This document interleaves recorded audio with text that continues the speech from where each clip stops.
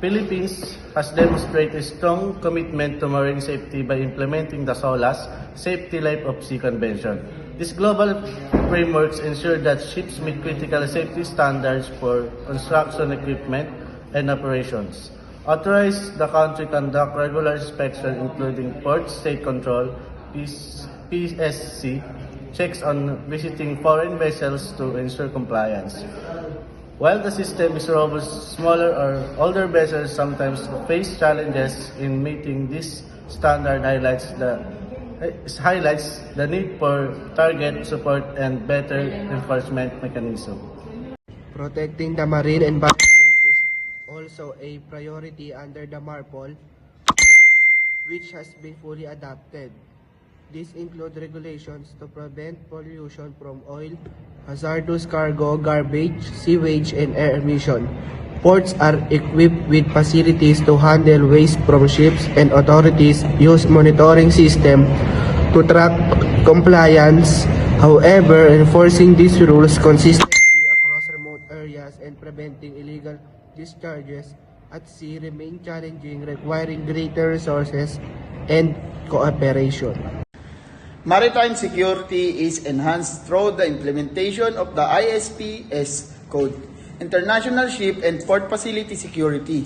The code ensures that ports and ships adhere to strict security measures such as regular drills, risk assessment, and the use of advanced surveillance system. Security officers oversee compliance at ports, and the country collaborates with international agencies to combat threats like piracy and terrorism. Despite these efforts, the rise in cybersecurity threats presents new challenges demanding stronger protection for digital system use in maritime operations.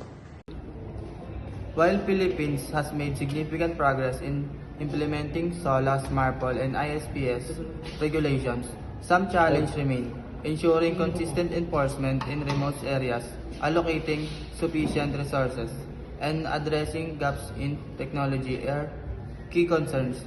Older vessels or smaller operators may also need additional support to meet regulatory standards.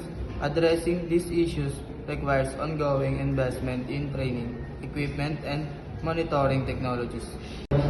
Philippines has taken important steps to enhance maritime safety, protect marine environment, and ensure security through the adoption of SOLAS, MARPOL, and the ISPS Code.